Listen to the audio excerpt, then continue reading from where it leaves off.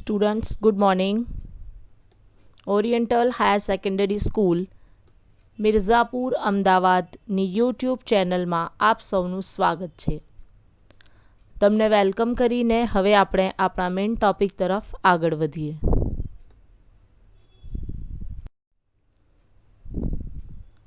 વિદ્યાર્થી મિત્રો, ઇંગ્લિશ સબ્જેક્ટની સાથે આજે આપણી મુલાકાત થઈ છે.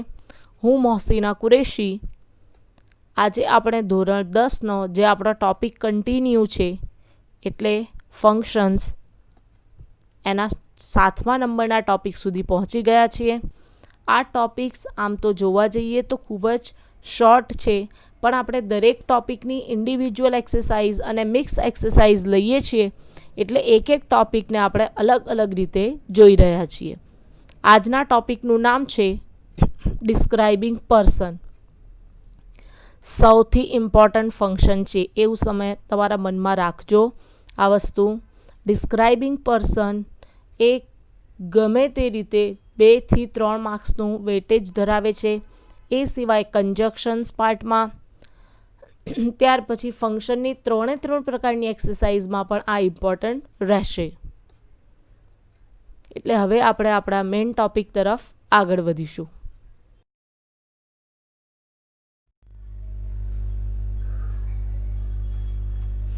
Function based exercises. સ્ટુડન્ટ્સ, આ વસ્તુ દરેક વખતે તમારી સામે મૂકવાનો મારો ઇશ્યુ એ છે કે તમે એને ઇઝીલી સમજી જાઓ કે તમારે ફંક્શનના આન્સર કયા સ્ટાઇલમાં લખવાના છે. એટલે જ્યારે તમે એને પ્રિપેર કરો તો તમને એનો પ્રોપર વે ઓફ સ્ટડિંગ ખ્યાલ આવી જાય કે મારે આવી જ રીતે યાદ કરવાનું છે. હું તમને વારંવાર કહું છું કે તમારા ક્વેશ્ચન જે છે 3 અલગ અલગ રીતે પૂછાય છે. સેક્શન સીની અંદર સૌથી ઇમ્પોર્ટન્ટ 32 to 34 3 માર્ક્સ. આના 3 માર્ક્સ તમને ઇઝીલી મળી જાય. એમાં તમારે એક અક્ષર લખવાનું નથી, જસ્ટ તમારે એને આઈડેન્ટિફાય કરવાનું છે, ઓળખવાનું છે. જો તમને કીવર્ડ્સ પરફેક્ટલી ખબર હશે, યુ કેન ઇઝીલી આઈડેન્ટિફાય. ફટાફટ તમે એને આઈડેન્ટિફાય કરી શકશો. આમાં આપણે કશું સિંગલ વર્ડ લખવાની જરૂર નથી આ એક્સરસાઇઝીસમાં. અને આ 3 માર્ક્સના છે. ત્યાર પછીનો ક્વેશ્ચન છે 35 to 37. અગેન 3 માર્ક્સ છે અને આમાં પણ એમસીક્યુઝ ટાઈપના ક્વેશ્ચન્સ છે. એટલે કયા એમસીક્યુઝ ટાઈપ? ઓલરેડી તમને ડાયલોગ્સ આપ્યો છે, એ ઇનકમ્પ્લીટ છે. એને કમ્પ્લીટ કરવા માટે નીચે 4 ઓપ્શન આપેલા છે. અકોર્ડિંગલી ધ ફંક્શન અને accordingly the upper sentence or lower sentence. ડાયલોગનો જે સેન્ટેન્સ તમને આપેલો છે, કાં તો એ પ્રશ્ન જગ્યાએ હશે, કાં તો ઉપરના એ વ્યક્તિ બોલતી હશે, કાં તો બી બોલતી હશે. એના આધારે અને ફંક્શનના આધારે 4 ઓપ્શનમાંથી એક કરેક્ટ ઓપ્શન પસંદ કરવાનું છે. અહીંયા પણ તમારે સિંગલ વર્ડ તમારી રીતે લખવાનું નથી. અહીંયા આપણે કોઈ સેન્ટેન્સીસ પ્રિપેર કરવાના નથી રહેતા. 38 to 40 અગેન 3 માર્ક્સ. અહીંયા કમ્પ્લીટ ધ સેન્ટેન્સીસ છે. તમારે અહીંયા કમ્પ્લીટ સેન્ટેન્સ તમારી રીતે કરવાનું રહેશે. હાફ સેન્ટેન્સ આપેલું હશે, ગમે તે પાર્ટ આપેલું હોય, સ્ટાર્ટિંગનો પોર્શન આપ્યો હોય અથવા તો લાસ્ટ પોર્શન આપ્યો હોય, તો એ અકોર્ડિંગલી તમારે કમ્પ્લીટ ધ સેન્ટેન્સ કરવાનું રહેશે. અહીંયા ટેન્સ પણ ઇમ્પોર્ટન્ટ છે, અહીંયા સ્પેલિંગ પણ ઇમ્પોર્ટન્ટ છે, અહીંયા ફંક્શન પણ ઇમ્પોર્ટન્ટ છે. અને એક સિંગલ મિસ્ટેક, એક સિંગલ ગ્રામેટિકલ મિસ્ટેક અથવા તો એક સિંગલ સ્પેલિંગની મિસ્ટેક તમારા માર્ક્સ લઈ જશે. એટલે ઉપરના જે 3+3 6 માર્ક્સ છે એ ઇઝીલી કવર થઈ જાય એવા છે. અહીંયા પણ થોડી પ્રેક્ટિસ થશે, you can easily cover the 3 marks also.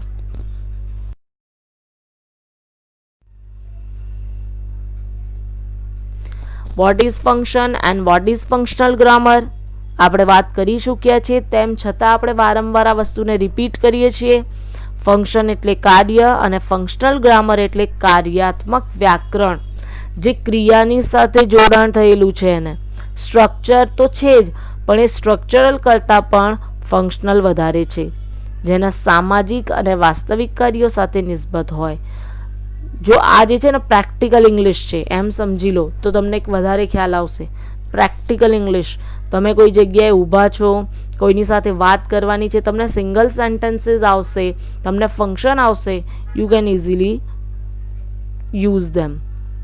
એક એવું વ્યાકરણ જે વાતચીતમાં એટલે વાતચીતમાં જે ભાષાનો ઉપયોગ થાય છે અને એનો ઉપયોગ કેવી રીતે કરવો એનું વિશ્લેષણ કરી જાય છે, એ તમને દર્શાવે છે. એટલે ફંક્શનલ ગ્રામર તમારા એક્ઝામ ઓરિએન્ટેડ તો ઇમ્પોર્ટન્ટ છે જ. સ્ટુડન્ટ્સ 9 માર્ક્સનું વેટેજ ધરાવે છે. સૌથી વધારે મેક્સિમમ વેટેજ ધરાવતો ગ્રામરનો ટોપિક છે અને પાછો 10થના લેવલે ખૂબ ઇઝી છે. હા, 11-12માં એક સ્ટેજ અપ થશે, પણ 9th અને 10થના લેવલમાં એક કમ્પેરેટિવલી 11-12 ખૂબ જ ઇઝી છે.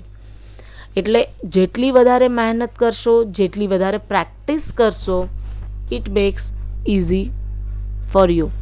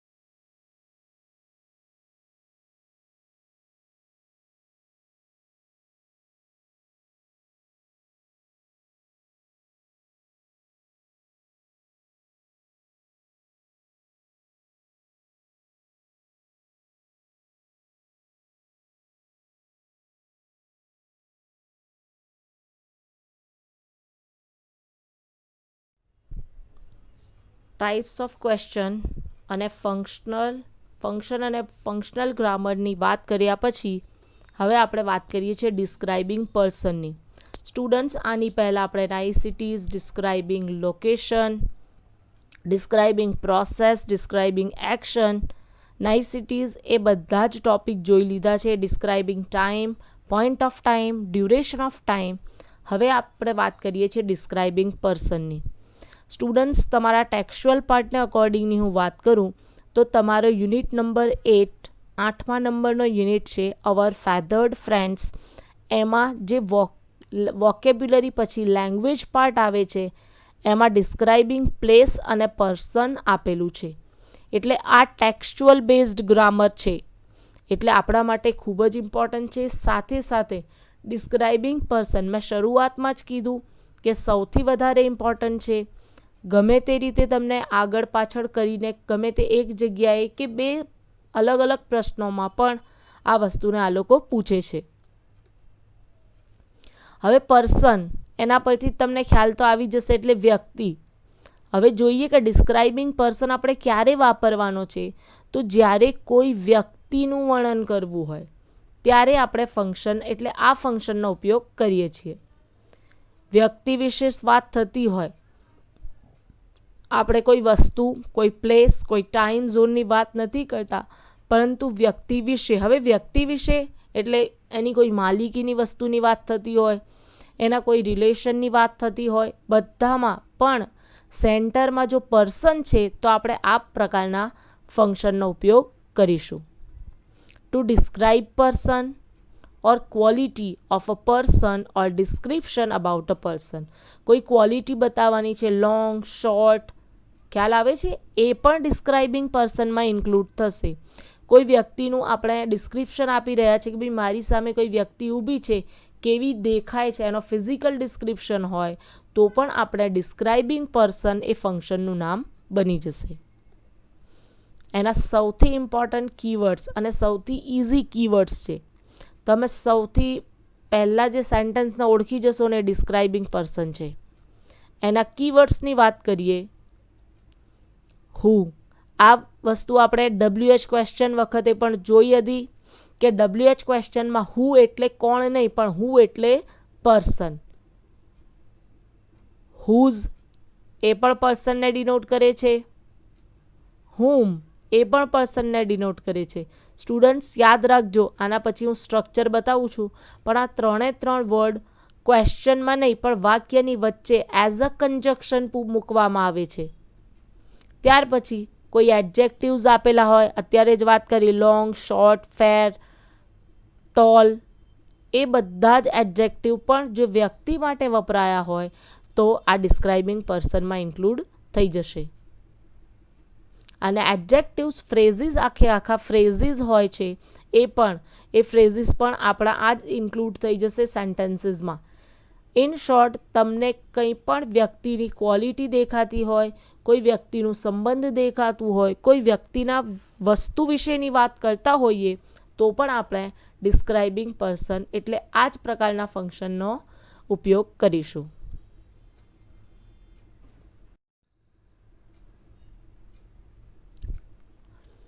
હવે ખાસ વસ્તુ જોવાની છે, the structure of who, whom and whose. સૌથી ઇમ્પોર્ટન્ટ છે. આ પહેલાં પણ આપણે વાત કરી છે જ્યારે આપણે કન્જક્શન જોયા હતા. સ્ટુડન્ટ, સૌથી પહેલાં હુનું સ્ટ્રક્ચર જોઈએ.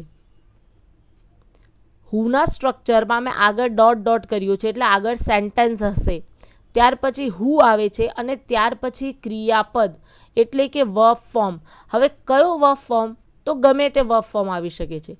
હા, પણ કોઈ કરતા નહીં આવે, કોઈ બીજી વસ્તુ નહીં આવે, સીધા હુના તરત પછી ક્રિયાપદ આઈએનજી વર્બ તમે મૂકી શકો છો, એસઈએસ વાળો વર્બ મૂકી શકો છો, પાસ્ટ પાર્ટિસિપલ વાળો વર્બ મૂકી શકો છો. Whatever it is, you can put accordingly the structure. Example જોઈએ. I met a man who plays football. જો હુની પહેલાં એક તો મેન છે એટલે એ પણ પર્સનને ડિનોટ કરે છે અને હુના તરત પછી મેં ક્રિયાપદ યુઝ કર્યો છે એટલે હુ પ્લેઝ ફૂટબોલ. હવે સેકન્ડ સ્ટ્રક્ચર તરફ જઈએ. બીજા સ્ટ્રક્ચરની આપણે વાત કરીએ તો આ સ્ટ્રક્ચર છે હુમનું. હુમની પહેલાં પણ મેન જ હશે, પણ હુમની પછી નાઉન અથવા તો પ્રોનાઉન વાપરેલું હોય અને ત્યાર પછી તમારો સેન્ટેન્સ આગળ વધતો હોય. Again see the example. I met a man. જો અહીંયા સુધી હુ અને હુમમાં કરેક્ટ છે. I met a man whom everybody knows. જો હુમ પછી એવરીબડી છે અને પછી નોઝ છે અને જો હુ હોય હુ નોઝ એવું કરવું પડે. ખ્યાલ આવે છે? એટલે ક્રિયાપદ નથી પણ એના પછી એવરીબડી એટલે નાઉન કે પ્રોનાઉન ગમે તે વસ્તુ આવી શકે છે. અને થર્ડ, હુઝની વાત કરીએ તો હુઝનું સ્ટ્રક્ચર પણ આવા જ પ્રકારનું છે, પણ હુઝ પછી ના તો તમારે વર્બ યુઝ કરવાનો છે, ના તો તમારે નાઉન કે પ્રોનાઉન યુઝ કરવાનો છે, પણ એવો નાઉન યુઝ કરવાનો છે વિચ રિલેટેડ ટુ સબ્જેક્ટ, એટલે કે કોઈ માલિકી દર્શક શબ્દ જેની તમે માલિકી દર્શાવી શકો. અને કોની સાથે એની માલિકીનો સંબંધ છે? તો સબ્જેક્ટની સાથે.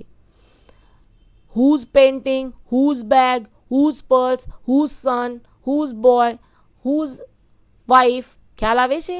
એટલે એના રિલેટેડ એ વસ્તુ હોવી જોઈએ અથવા તો એ વ્યક્તિ હોવી જોઈએ. Example. I met a man. Again same છે. Whose paintings are famous. Whose પછી ના તો મેં નાઉન યુઝ કર્યો એટલે કે નાઉન કે પ્રોનાઉન સબ્જેક્ટને માટે નથી યુઝ કર્યો, ના તો મેં વર્બ યુઝ કર્યો છે, પણ હુઝ પેઇન્ટિંગ કે જેના ચિત્રો આર ફેમસ. ખ્યાલ આવે છે? એટલે ત્રણેના ત્રણ સ્ટ્રક્ચર સિમ્પલ છે અને વાક્ય જ્યારે આપણે કમ્પ્લીટ કરીએ છીએ ત્યારે આ વસ્તુ પૂછાઈ જાય તો તમે ઇઝીલી આ વસ્તુને કરી શકશો. ઇઝીમાં ઇઝી સ્ટ્રક્ચર છે અને એક પર્સનનો વાક્ય જે છે કમ્પ્લીટ ધ સેન્ટેન્સમાં એ લોકો ગમે તે રીતે ઓલ્ટરનેટિવ પૂછે છે. સો આ સ્ટ્રક્ચરમાં થોડીક પણ ચૂક થશે તો તમને સેન્ટેન્સના માર્ક્સ નહીં મળે. આઈડેન્ટિફિકેશનમાં અને ડાયલોગ્સમાં તમારે સેન્ટેન્સ બનાવવાના નથી, તમે ઇઝીલી એને રેકગ્નાઇઝ કરી અને મૂકશો એટલે તમને માર્ક્સ મળી જશે.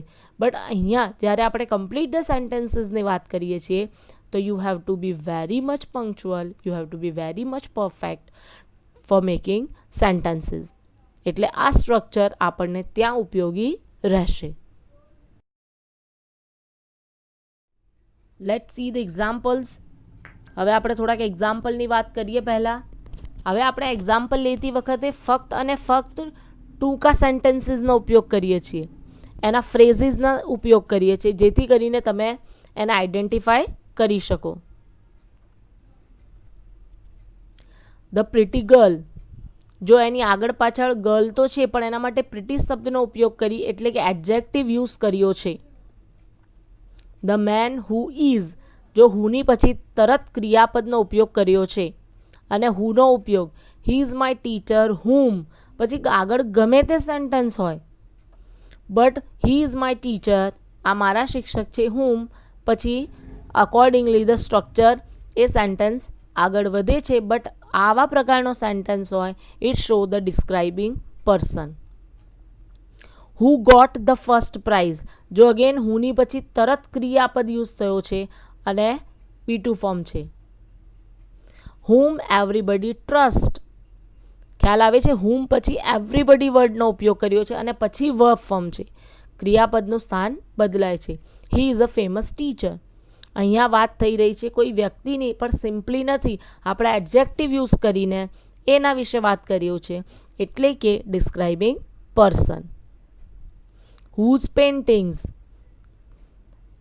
હુઝ પછી આપણે એની માલિકી દર્શક શબ્દનો ઉપયોગ કર્યો.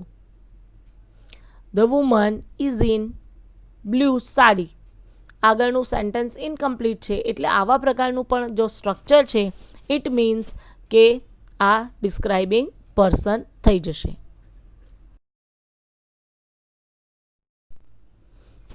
એક્ઝામ્પલ્સ જોઈ લીધા પછી, એનું સ્ટ્રક્ચર જોઈ લીધા પછી હવે આપણે આપણી એક્સરસાઇઝ તરફ આગળ વધીએ. Match the sentences with the correct function, sentences અને ફંક્શન્સ તમને આપેલા છે. How long have you been working in this place?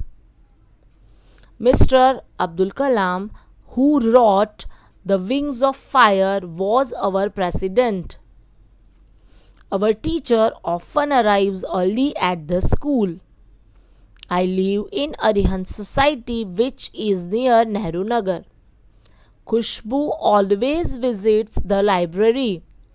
I met a man whose brother works in Ahmedabad. Take a large pot and put the tablespoon of oil in it. Take a chandan stick, rub it on stone with water. Remove the back cover of the mobile. The woman in a blue sari is my headmistress. Students, 10 sentences લીધા છે હવે આપણે. એમાં describing process, duration of time, specifying location, describing action, describing person, 5 function લીધા છે. એટલે હવે તમારે પહેલાં સમજી જવું પડે કે કયા સેન્ટેન્સને અકોર્ડિંગલી કયો ફંક્શન બંધ બેસે છે, એટલે એના માટે કયો ફંક્શનનો નામ તમે મૂકી શકશો. એકાદ તમે વિચારો ઝડપથી, ત્યાર પછી આપણે એના આન્સર વિશે ડિસ્કશન કરીએ. સૌથી પહેલાં તમારે સેન્ટેન્સમાં કીવર્ડ્સ નોટ ડાઉન કરવાના.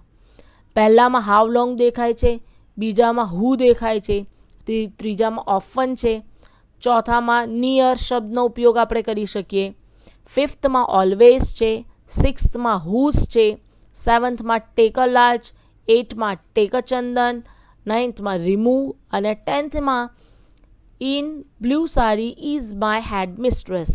અહીંયા હુ, હુઝ, હુમ કે અગેન કોઈ કીવર્ડ્સ નથી, પણ જો તમે એને વાંચો એટલે you can easily identify the sentences. હવે આપણે વાત કરીએ આન્સર્સની. પહેલું જ વાક્ય, ડ્યુરેશન ઓફ ટાઈમ. બીજું સેન્ટેન્સ, ડિસ્ક્રાઇબિંગ પર્સન, મેં પહેલાં જ હિન્ટ આપી દીધી હુ. ત્રીજું જે છે ડિસ્ક્રાઇબિંગ એક્શન, મેં ઓફન વર્ડ તમને પહેલાં જ કીધું. સોસાયટીની વાત કરીએ છીએ તો લોકેશન નિયર. ફિફ્થ નંબરનો છે એમાં આપણે વાત કરીએ છીએ ઓલવેઝની, એટલે અગેન એક્શન. સિક્સ્થમાં હુઝ વાપર્યું છે એટલે ડિસ્ક્રાઇબિંગ પર્સન. સેવન્થમાં ડિસ્ક્રાઇબિંગ પ્રોસેસ, કેમ કે એક સબ્જેક્ટ નથી, ડાયરેક્ટ વર્બ ફોર્મ છે. એટમાં અગેન ટેક છે એટલે ઇઝીલી આઈડેન્ટિફાય થઈ જાય. નાઇન્થમાં પણ રિમૂવ ધ બેક છે, remove the back cover of the mobile એટલે સબ્જેક્ટ નથી, એટલે ડિસ્ક્રાઇબિંગ પ્રોસેસ. અને ધ વુમન છેલ્લું જે સેન્ટેન્સ છે એ ડિસ્ક્રાઇબિંગ પર્સન. જો મેં પહેલાં જ કીધું છે કે હુ, હુઝ, હુમ તો છે જ, એ સિવાય ફ્રેઝીસનો ઉપયોગ કરવામાં આવે છે. અહીંયા ફ્રેઝીસ વપરાયું છે. The woman in a blue sari A phrase બનશે. ખ્યાલ આવે છે? એ સ્ત્રી કે જેણે, બ્લુ સાડી પહેરી છે એ અમારા હેડ મિસ્ટ્રેસ એટલે પ્રિન્સિપલ છે.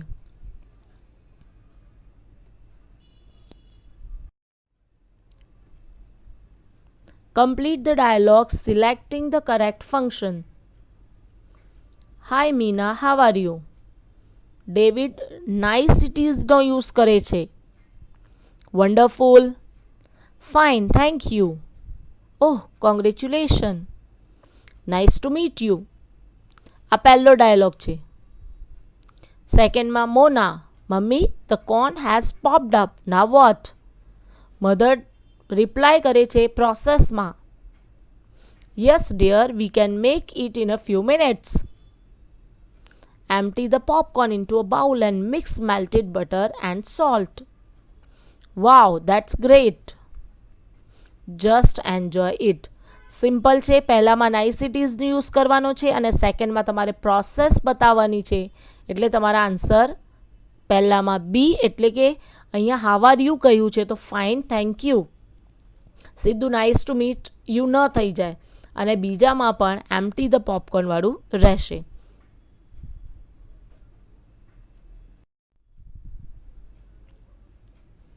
હજી આપણે આમાં સ્ટુડન્ટ્સ ડાયલોગ્સ એડ કર્યા છે. થર્ડ નંબરનો ડાયલોગ છે mother, do you know Bhagat Singh? Manoj describing પર્સનમાં આન્સર આપે છે. ફંક્શનનું નામ છે describing person. He was an Indian socialist revolutionary of Punjab. Why do you want to know about him? Was he a postman? I think he was a politician. આ તમારું થઈ ગયું થર્ડ ડાયલોગ. ફોર્થમાં છે manager, where did you keep my project report? Clerk answer આપે છે locating પ્લેસમાં. Students નાઇસિટીઝ use કર્યું, પ્રોસેસ યુઝ કરી લીધું. હવે પર્સન અને લોકેશન ઉપર તમારે કોન્સન્ટ્રેશન કરવાનું છે. એમાં go and find it. It is in the steel cupboard. Why do you want to know? Don't ask me. હવે અહીંયા ચારે ચાર જવાબ પોસિબલ છે, બટ આપણે લોકેશનને અકોર્ડિંગલી પ્લેસને લોકેટ કરતું હોય એ અકોર્ડિંગલી આન્સર પસંદ કરવાનો છે. એટલે આપણા આન્સર થર્ડ અને ફોર્થનો જવાબ કંઈક આવો રહેશે. થર્ડમાં એ જવાબ હી વોઝ એન ઇન્ડિયન એટલે વ્યક્તિને ડિનોટ કરે છે અને સેકન્ડમાં સ્ટીલ કપ બોર્ડ એટલે લોકેશન બતાવે છે. Complete the sentences using the function given in the brackets. હવે અહીંયા તમને સેન્ટેન્સ વન બાય વન આપ્યા છે અને બધા જ વેરાયટી ઓફ ફંક્શન્સ છે. કોઈ એક ફંક્શનના અકોર્ડિંગલી નથી. સાપુતારા ઇઝ લોકેટેડ પ્લેસને ડિસ્ક્રાઇબ કરવાનું છે. વિક્રમ એક્શન બતાવવાનું છે. નાઇસિટીઝ વાપરવાનું છે. ફ્રીક્વન્સી ઓફ એક્શન છે. The music class will time denote કરવાનો છે. એટ ધ પુહા પ્રોસેસ એડ કરવાની છે. The girl who is riding a car પર્સનને ડિનોટ કરવાનું છે. મિસ્ટર શર્મા ઇઝ પર્સનને ડિનોટ કરવાનો રહેશે. વિદ્યાર્થી મિત્રો, દરેક સેન્ટેન્સ એ અલગ અલગ રીતના ફંક્શનને અકોર્ડિંગલી તમારે કમ્પ્લીટ કરવાનો છે. તમે તમારી રીતે આના જવાબો પહેલાં પ્રિપેર કરો, ત્યાર પછી આપણે આન્સરની ડિસ્કશન કરીએ. ધ મેન હુઝ, જો ત્રણે ત્રણ સેન્ટેન્સીસમાં હુ યુઝ કર્યો છે, બીજામાં કોઈ WH વર્ડ નથી અને 9th નંબરમાં અગેન હુઝનો ઉપયોગ કર્યો છે અને ડિસ્ક્રાઇબિંગ પર્સન વાપરવાનું રહેશે. ઓકે, આન્સર તરફ આગળ વધીએ. Saputara is located in the Dang district of Gujarat. Place થઈ ગયું. Vikram rarely visit library. Excuse me, niceties. I never drink tea in the morning. Frequency of action. Music class will start tomorrow. Time. Add the puha. Mix it gently.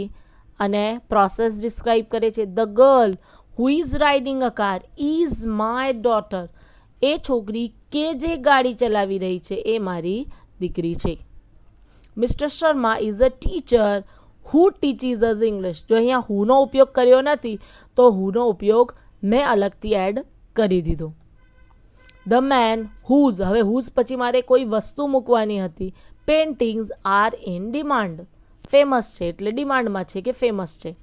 Students, ખ્યાલ આવી ગયો હશે તમને અત્યાર સુધીમાં. આ બધા જ જે સેન્ટેન્સીસ છે એને લખી અને એનો બરાબર એની સ્ટડી કરી લેવાની છે, જેથી કરીને આના વેરિએશન્સ આવે તો તમે એને આઈડેન્ટિફાય કરી શકો.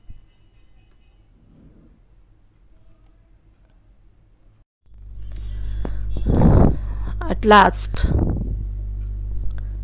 keep moving. અત્યારે હોપ અને મૂવ એ બંને વસ્તુ બહુ ઇમ્પોર્ટન્ટ છે. વિદ્યાર્થીઓ, કોઈ એક જગ્યાએ ઊભા રહી અને આગળ ન વધવું એ ખૂબ જ મુશ્કેલી ભર્યું કાર્ય છે. એટલે હંમેશા મૂવિંગ કરતા રહો, આગળ વધતા રહો.